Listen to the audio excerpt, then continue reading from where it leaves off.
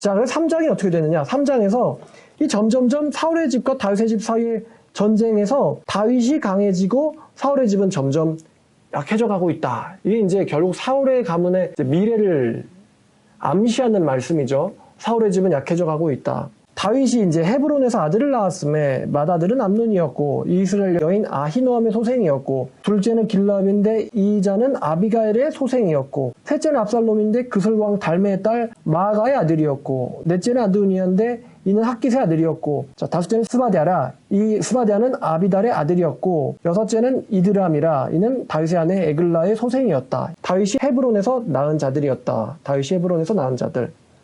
자, 이제 여기서 사울의 집안에서 어떤 변수가 일어납니다. 사울의 진영에서 어떤 변수가 일어나는데, 자, 6절 사울의 집과 다윗의 집 사이에 전쟁이 있는 동안에 아브넬이 사울의 집에서 점점 권세를 잡으니라. 사실상 이 이스보셋이라는 이제 사울 진영의 왕을 추대한 사람이 아브넬이거든요. 아브넬은 원래 사울 왕의 총사령관이었어요. 그러니까 완전 사울 다음에 전권을 가진 사람이죠. 근데 이 사람이 추대해서 왕이 된 사람이 이스보셋이었어요. 근데 이런 일이 일어납니다. 7절에 보니까 사울에게 첩이 있었으니 그 첩의 이름은 리스바요 아야의 딸이었더라.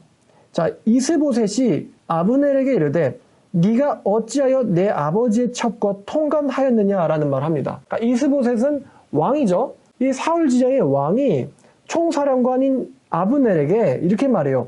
네가 어찌하여 내 아버지의 첩과 통관하였느냐라고 말을 해요.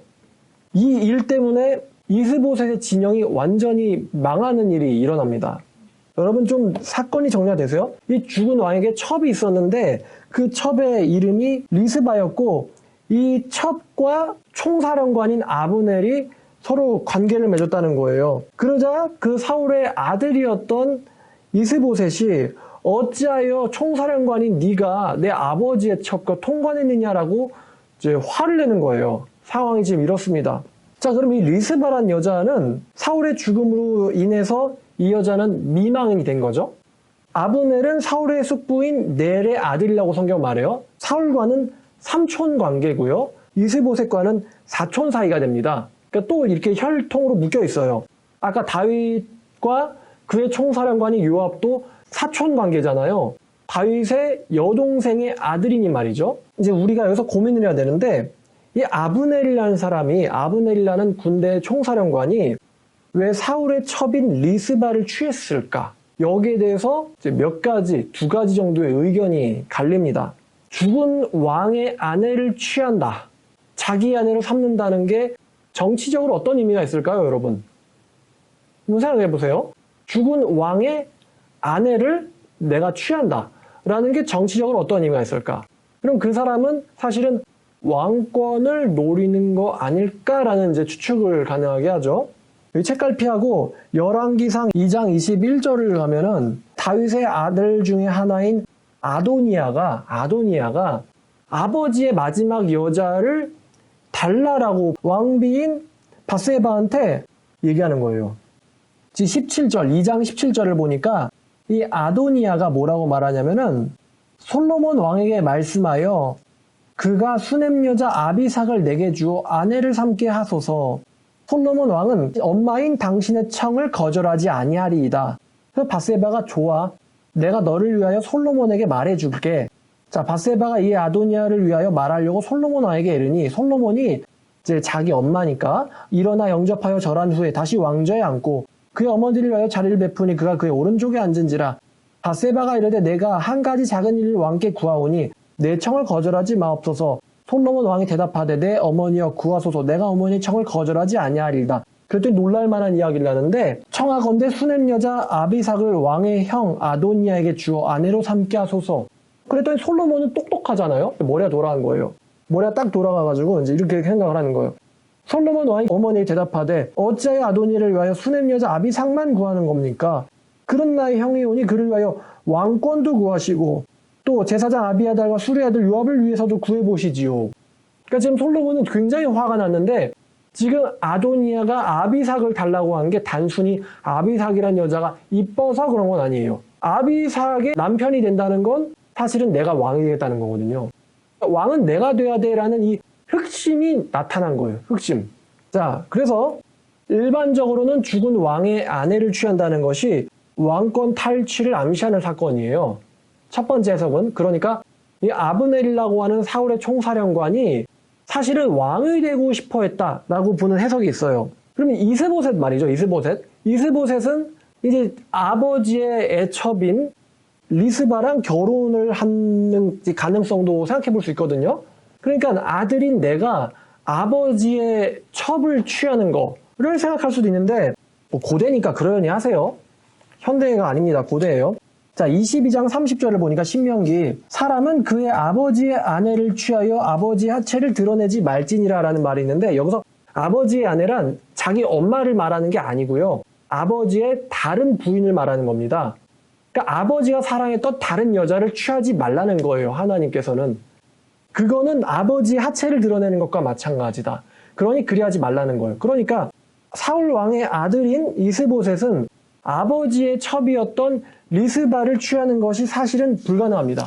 신명기에 따르면 이거는 안 되는 거예요. 근데 지금 이 아브넬이 리스바를 취했잖아요. 그러니까 이게 왕권 탈취가 아니냐라고 해석하는 게 있어요. 그리고 두 번째는 뭐냐면은 아브넬은 사울에게 은혜를 받았어요. 아브넬은. 그래서 이 사울에게 받은 은혜를 갚고자 사울이 사랑했던 여자인 미망인이 된 리스바를 책임지려고 한 거다. 그러니까 자기의 주군이 사랑했던 여자를 자기가 책임지려고 했던 거죠. 이게 두 번째 의견인데 저는 이게 더 맞다는 생각이 들어요. 왜냐하면은 아브넬이 만약에 본인이 왕이 되고 싶었으면은 얼마든지 왕이 될 수 있는 실력이 있었습니다. 아브넬은 자기가 총사령관이기 때문에 마음대로 쿠데타를 일으킬 수도 있었고 애당초 이스보셋을 왕으로 추대한 게 자기 자신이에요.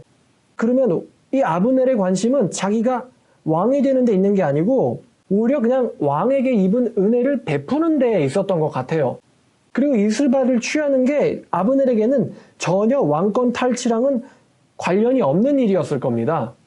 자, 근데 이스보셋이라는 왕이 약간 어리석죠? 자기를 왕으로 추대해준 사람이 아브넬이거든요. 근데 아브넬을 상대로 소리를 지른 거예요. 7절에 네가 왜 내 아버지의 첩과 통간하였느냐. 통간이란 아주 민감한 단어를 쓰죠.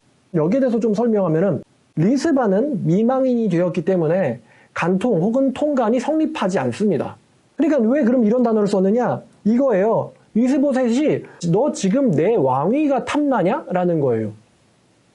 그러니까 사울 사후에 이스보셋을 적극적으로 추대해서 왕으로 만든 아브넬의 입장에서는 이 이스보셋의 말이 굉장히 황당한 말이에요. 굉장히 황당한 말이고 자기를 분개하게 하는 소리예요. 이 말이. 지금 아브넬은 이렇게 항변할 수 있는 거죠. 지금 내가 사울, 당신의 아버지의 집안에 충성하는 거, 이 충성심은 안 보이고 너는 지금 네 왕권에만 집착하는 거냐. 다윗과의 대결에서 다윗이 흥황하고 너네 집안이 지금 막 내려가고 있는 게 이게 지금 하나님의 인도와 이끄심인데 네가 지금 지고 있다고 그 분풀이를 지금 나한테 하는 거냐 이거예요.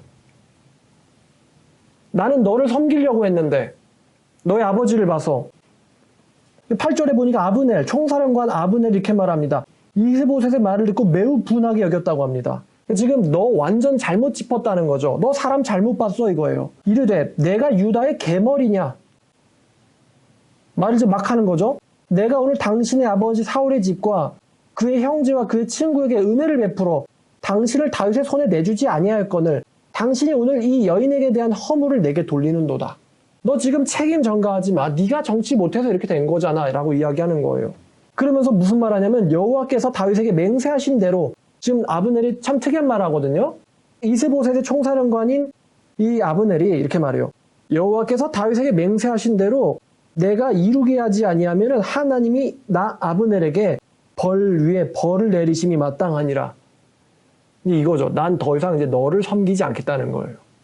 이렇게 나의 수치를 드러내느냐 내 부하들 앞에서. 한편이 아브넬은요. 훗날 다윗에 의해서 이스라엘의 지도자이자 큰 인물이라는 호칭을 받는 사람입니다. 그러니까 다윗에게는 같이 싸웠던 적장이에요. 적장이지만 굉장히 위대한 큰 인물로 불리는 사람이 이 아브넬이에요. 근데 이 아브넬을 가리켜서 이스보셋은 너 왜 내 아버지의 첩과 통간이 가늠한 놈아 이렇게 비하를 하는 거예요. 가늠도 성립되질 않는데. 자, 그러니까 다윗도 알아보던 아브넬의 가치를 정작 상관인 함께 있었던 이스보셋은 알아보지 못했다는 거예요. 이 지금 이스보셋과 다윗이에요. 이스보셋과 다윗인데 이 이스보셋이라는 사람은 애당초 다윗과는 적수가 되지 않는 사람이에요. 명성에 있어서나 실력에 있어서나 아니면 담대함이나 용기에 있어서나 통찰력에 사물을 꿰뚫고 사람을 꿰뚫어보는 통찰력이나 아니면 사람들을 통솔한 통솔력에서 이 이스보셋은 다윗의 적수가 되질 못합니다. 그러니까 이스보셋에게는 아브넬이라는 사람은 매우 복된 사람이거든요. 근데 이 아브넬이라는 사람의 가치를 이스보셋이 알아보지를 못해요. 그리고는 막말을 한 거죠. 그러자 이 아브넬이 크게 상처를 받은 거예요. 내가 너를 지켜줬는데 나더러 가늠한 놈이라니. 나는 너의 아버지와 너에게 은혜를 베풀려고 했는데 이게 무엇이냐라는 거죠. 하나님께서 약속하신 대로 다윗에게 왕위를 주게 내가 하게 하지 않으면 하나님은 나에게 벌 내리기를 원한다. 그렇다는 것은 아브넬은 하나님께서 다윗에게 나라를 주려고 한 것을 알고 있었다는 이야기죠. 그럼에도 불구하고 아브넬이 이스보셋을 위해서 싸웠던 것은 아마도 가족이니까, 사촌이니까 가족 간의 의리와 사울에 대한 충성심으로 이스보셋을 도왔을 것이에요. 그렇게 이제 추측이 됩니다. 자, 아브넬이 이렇게 소리를 치자 이스보셋이 완전히 겁이 나버려요.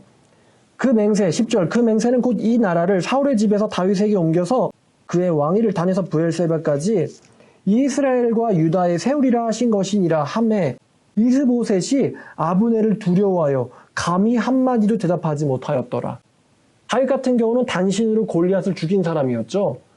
다윗은 무예가 출중한 사람인데 이스보셋은 왕의 아들이지 한마디로 도련님이란 소리예요. 아브넬은 전사입니다. 그러니까 아브넬이 이렇게 말하자 이스보셋이 완전히 겁을 먹은 거예요. 두려워하여 한마디도 대답하지 못했다. 아브넬이 자기를 대신하여 전령들을 다윗에게 보내서 이 땅이 누구 겁니까? 이르되 당신은 나와 더불어 언약을 맺사이다. 내 손이 당신을 도와 온 이스라엘을 당신에게 돌아가게 하리이다. 이제 난 당신 편에 설 거예요. 그러자 다윗이 이르되 좋다. 내가 너에게 언약을 맺거니와 내가 너에게 한 가지를 요구하노니 나를 보러 올 때에 사울의 딸 미갈을 내게로 데리고 오라. 그리하지 아니하면 네가 내 얼굴을 보지 못하리라 하고 다윗이 사울의 아들 이스보셋에게 전령들을 보내 이르되 내 처 미갈을 내게로 돌리라. 그는 내가 전에 블레셋 사람의 포피 100개로 자와 정혼한 자이니라. 사실은 정확하게는 200명 죽였거든요. 근데 사울이 100명 죽이라 그래가지고 200명을 죽여줬어요. 근데 다윗은 100명 더 죽인 거는 그냥 세지 않고 내가 100명 죽여가지고 사울에게 한마디로 지참금으로 지불해서 얻었던 여자가 미갈이니까 미갈 데려와라. 그래서 이스보셋이 이 미갈을 그의 남편 라이스의 아들 발디에게서 빼앗아 오매. 미갈과 같이 살다가 졸지에 둘 다 세요. 이스보셋은 왕이지 아브넬은 총사령관이지. 그의 남편이 그와 함께 오되 울며 바울임까지 따라왔더니 아브넬이 그에게 이르되 돌아가라. 무슨 말이에요? 돌아가라. 창한 방에 아까 아사엘을 한 방에 죽였던 사람이죠. 돌아가라 하자 돌아가니라.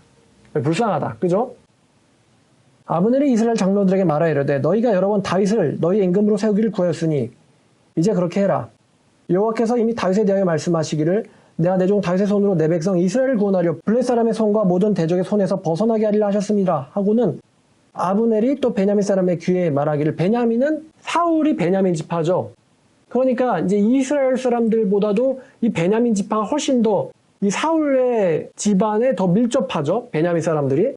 근데 이 아브넬이 베냐민 사람들에게도 말하는 거예요. 베냐민 사람들의 귀에도 말하고 아브넬이 이스라엘과 베냐민의 온 집이 선하게 여기는 모든 것을 다윗의 깃에 말하려고 헤브론으로 가니라. 그러니까 이제 이스라엘도 다윗이 왕이 되는 걸 원해요. 베냐민 지파도 다윗이 왕이 되는 걸 원해요. 이 이야기를 가져가려고 이제 아브넬이 다윗에게 가는 거예요. 자, 아브넬이 부하 20명과 더불어 헤브론에 이르러 다윗에게 나아가니 다윗이 아브넬과 그와 함께한 사람을 위하여 잔치를 베풀었더라. 그러니까 다윗의 눈에는 이 아브넬이 지혜롭고 똑똑하고 충성스럽고 굉장히 싸움을 잘하는 적군이지만 훌륭하다. 총사령관이거든요. 근데 이 사람이 그 나라를 다윗에게로 돌리겠다라고 하면서 찾아오니까 다윗의 입장에서는 잔치를 베풀지 않을 이유가 없죠. 아까 그 아말렉 사람이 내가 사울 죽였어요. 그랬을 때는 그 사람을 처형해버렸단 말이에요. 근데 이 아브넬은요, 여호와의 뜻을 알고 있었으면서도 가족 간의 의리와 충성심으로 이스보셋을 섬긴 사람이에요. 근데 이제 그 사람이 돌아섰으니까 다윗은 기뻐하는 거예요. 아브넬이 다윗에게 말하되 내가 일어나 가서 온 이스라엘 무리를 내 주 왕 앞에 모아 더불어 언약을 맺게 하고 마음에 원하시는 대로 모든 것을 다스리시게 하리이다 하니 다윗이 아브넬에게 평안히 가게 합니다. 다윗이 아브넬을 보내며 평안히 가니라. 그러니까 평안히 갔다는 건 다윗과 이 아브넬 사이에 이제 언약이 체결됐다는 거죠. 너는 이제 내 부하가 되는 거다. 내 부하가 됐다. 이제 전쟁 끝난 거예요. 아브넬과 이 다윗 사이에는 이제 전쟁이 끝난 거예요. 자, 근데 문제가 있는데 아까 다윗의 여동생인 수루야에게 세 아들이 있었다고 했어요. 요압과 아비새와 아살이거든요. 아살은 발이 빠르고 아비셋은 굉장히 싸움을 잘하고 요압은 뭐가 많다고 했죠? 욕심이 많다고 했어요. 근데 22절 보니까 다윗의 신복들과 요압이 적군을 치고 크게 노력한 물건을 가지고 돌아왔을 때 아브넬은 이미 출발을 받아 평안히 갔고 다윗과 함께 헤브론에 있지 아니한 때라. 요압과 함께 모든 군사가 돌아오매 어떤 사람이 요압에게 말하여 이르되 적군의 총사령관인 넬의 아들 아브넬이 왕에게 왔더니 왕이 보내매 그가 평안히 갔나이다. 분명히 뭐라고 그랬어요?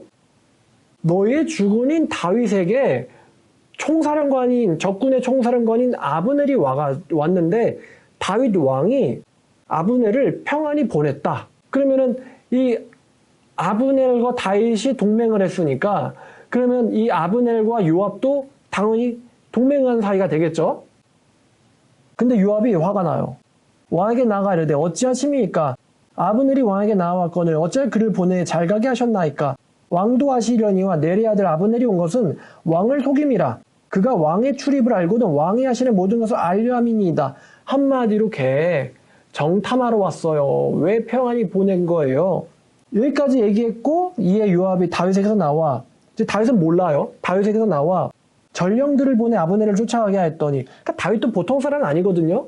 그럼 아브넬이 왔을 때 미갈도 같이 왔단 말이에요. 근데 이 미갈이 그러면은 이렇게 이스보셋이랑 아브넬이 미갈을 보냈는데 그러면 이 사람들이 이게 진짜로 돌아오려고 하는 건지 아니면은 정말로 우리를 정탐하려고만 한 건지 다윗도 바보는 아니에요.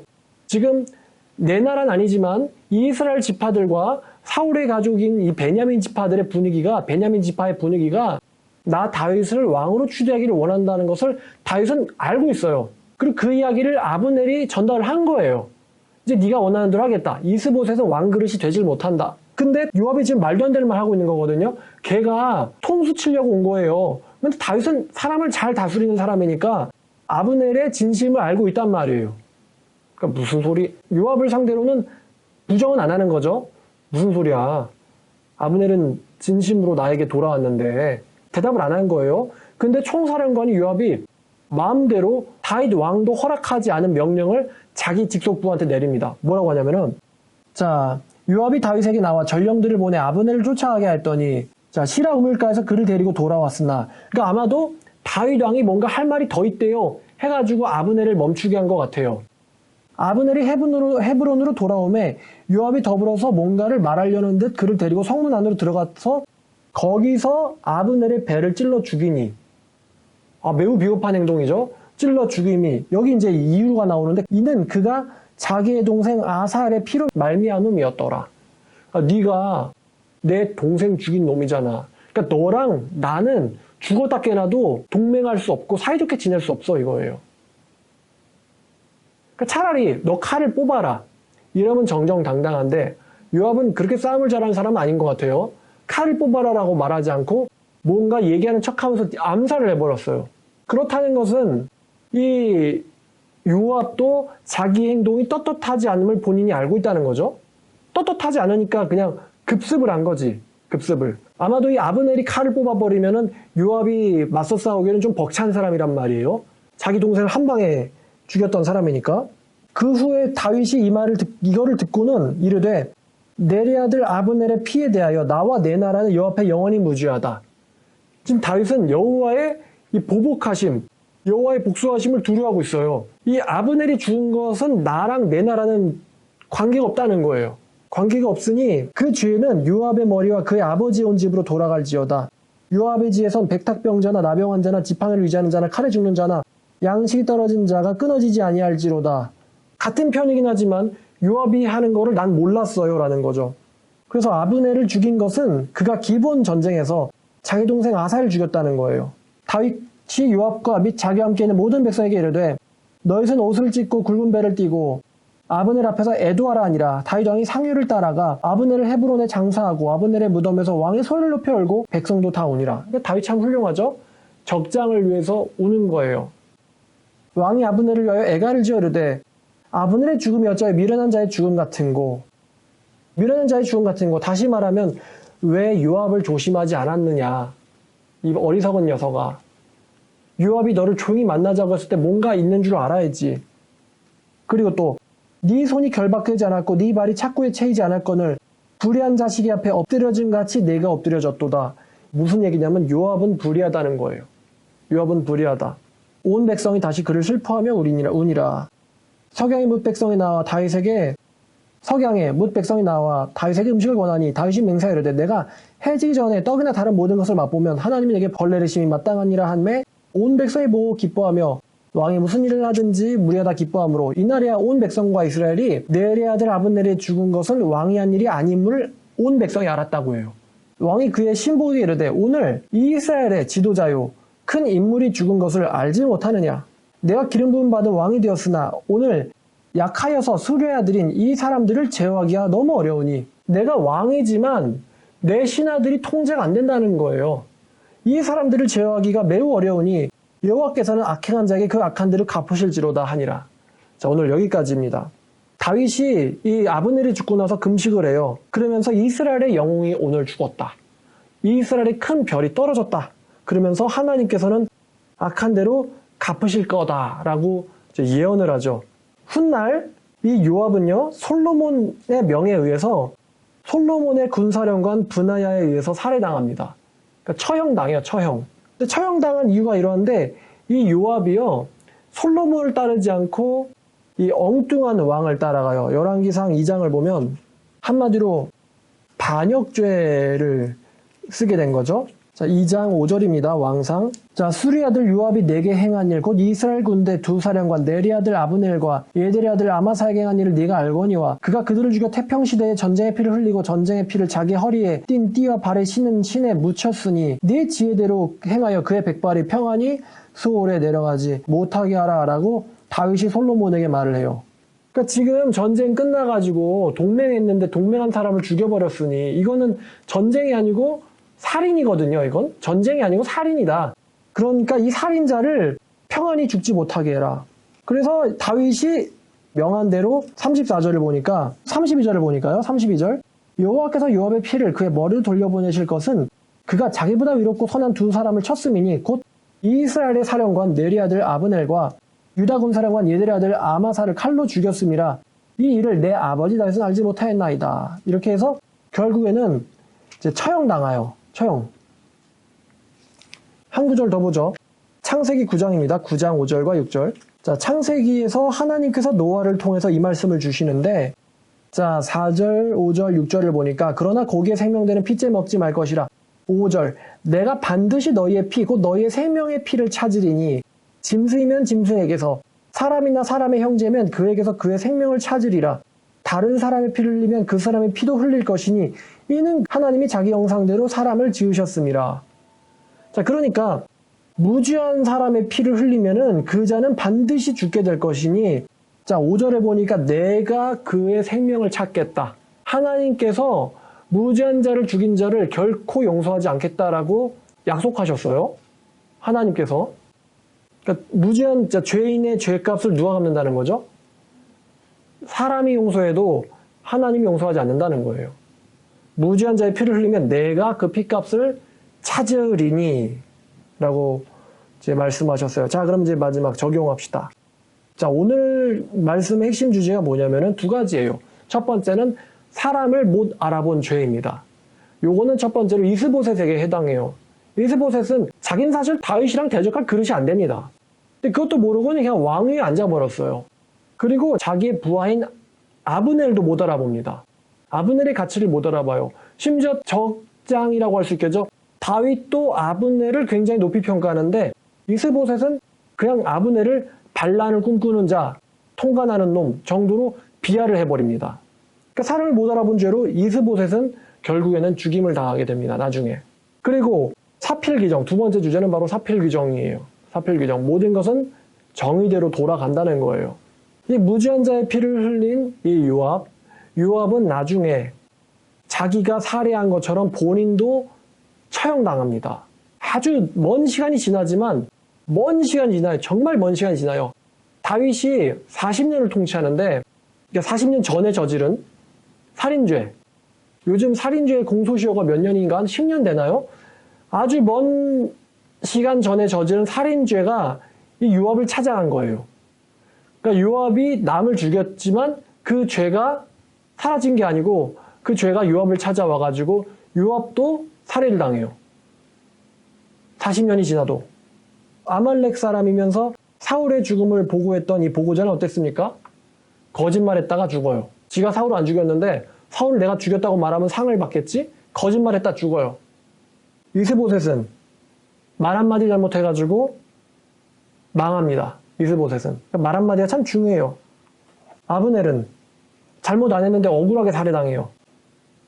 자기보다 요압보다 의로운 사람이었다고 다윗은 평가를 합니다. 그러니까 내 부하이긴 한데 외롭진 않다 하는 거예요. 결국에는 살해당합니다. 그리고 마지막은 요압이 그 죄값으로 죽임을 당한다는 거죠. 그럼 우리가 여기서 사무엘하 1, 2, 3장을 보면서 뭘 발견할 수 있냐면요. 다윗이 비록 왕이에요 이제. 왕인데도 행동 하나하나를 하나님의 말씀의 원칙에 의해서 행동하려고 하는 모습을 우리가 볼 수 있어요. 아말렉 사람 보고자 정말 다윗 앞에서는 하찮은 사람이거든요. 하찮은 사람 죽일 때도 말씀의 원칙으로만 죽여요. 너의 피에 대해서 난 무죄하다. 왜냐면 네 입이 너에 대해서 증거하기를 네가 하나님의 기름 부음 받은 자를 죽였다 라고 말했으니까. 행동 하나하나가 하나님의 원칙에 의해서 행동합니다. 왕이라 할지라도 하나님의 말씀과 어긋나서 행동한다면은 그 죄가 자기에게로 되돌아온다라는 이 하나님의 법칙, 신의 법칙을 다윗은 잘 알고 있었습니다. 요압이 아브넬을 죽였을 때도 야 적국 총사령관 죽었다고? 아이고 뭐 어쩔 수 없지 이렇게 말하지 않습니다. 그의 피에 대해서 나와 또 왕이잖아요. 나의 나라는 무죄하다는 거예요. 이거는 요압과 그의 집안이 짊어져야 된다. 나는 무죄하다. 다윗은 그 무죄한 죄는 무죄한 자를 죽인 이 죄가 자기에게로 돌아온다는 것을 너무나도 잘 알고 있었던 사람이에요. 사실 사울도 그랬어요. 사울이 자기 죽이려고 했어요. 내가 뭘 잘못했는데, 내가 골리앗 죽이고 내가 뭘 잘못했는데, 사울이 말이죠 여호와의 제사장 85명을 죽였어요. 그 제사장들이 뭘 잘못했는데 죽기 전에 그랬거든요. 이 죄를 우리에게 돌리지 말라고. 우리는 잘못한 거 없다고. 근데 사울이 무죄한 자를 죽였어요. 그러자 나중에는 사울은 자기 본인이 자살을 해버리게 됩니다. 그걸 다윗이 너무 잘 알아요. 악한 대로 살면 죄가 찾아오는구나. 우리가 지금 중요한 어떤 원칙을 다윗에게서 배워야 돼요. 하나님 말씀과 어긋되게 행동하면은 그 죄가 다 자기를 돌아온다는 거예요. 자, 그럼 우리는 말씀대로 행동해야 된다는 것입니다. 말씀대로. 왜냐하면 하나님께서는 행한 대로 갚으시기 때문입니다. 하나님께서는 행한 대로 갚으신다. 이 행한 대로 갚으신다라는 개념은 구약부터 요한계시록까지 성경 전체에 깔려있는 원칙이에요. 신약에서도 마찬가지입니다. 신약시대에도 시편 62편 12절, 또 마태복음 16장 27절, 예레미야 50장 15절, 사사기 1장 7절, 디모데 후서 4장 14절, 욥기 34장 11절, 또 이사야 59장 18절, 에스겔 9장 10절, 역대야 6장 30절, 호세아 4장 9절, 히브리서 10장 30절, 요한계시록 22장 12절. 이런데 전반적으로 퍼져 있는 게 하나님은 각 사람이 행한 대로 되갚아 주시는 분이라는 것입니다. 설령 사람이 안 갚아도 하나님께서는 갚으신다는 거예요. 우리 신약시대라고 하니까 디모데후서 4장 14절 볼까요? 구리생업자 알렉산더가 내게 해를 많이 입혔음에 주께서 그가 행한 대로 그에게 갚으시리니. 그렇죠? 신약시대인데. 히브리서 10장 30절, 원수 갚는 것이 내게 있으니 내가 갚으리라 하시고 주께서 말씀하시기를 내가 그의 백성을 심판하리라 말씀하신 것을 우리가 아노니. 원수 갚는 것이 내게 있으니 잘못하면 내가 원수 갚겠다 이겁니다. 일단 마지막 성경 요한계시록 22장 12절 말씀. 보라 내가 속히 오리니 내가 줄 상이 있어 각 사람에게 그가 행한 대로 갚아주리라. 그의 행위대로 갚아주리라. 구약뿐만 아니라 신약에서도 이 원칙은 여전히 적용됩니다. 그러니까 내가 크리스찬이니까 막 살아도 되는 거지. 이게 아니에요. 그러니까 구원파 같은 집단은 내가 죄를 져도 죄가 아니야 이렇게 생각하니까 구원받다고 하면서도 행동이 막 사는 거예요. 근데 우리 진짜 참된 성도들 기억해야 돼요. 내가 말이죠. 내가 만약에 죄를 지면은 하나님께서는 그걸 갚아준다는 겁니다. 비록 구원받은 사람이라 할지라도 하나님께서는 벌을 주신다는 거예요. 지옥은 안 보낼지라도 큰 대가를 치르게 하신다는 것입니다. 그러니까 하나님께서 네가 만약에 제사를 드리려다가 예수님이 말씀하신 거예요. 제사 드리려다가 형제한테 원한 상계가 생각나거든. 예물을 그대로 두고는 가서 형제가 가서 화목한 뒤에 와서 제사를 드리려는 거예요. 하나님을 섬기는 것보다도 중요한 게 사람 사이에 원한이 없게 하는 거예요. 형제에게 잘못하지 말라는 것입니다.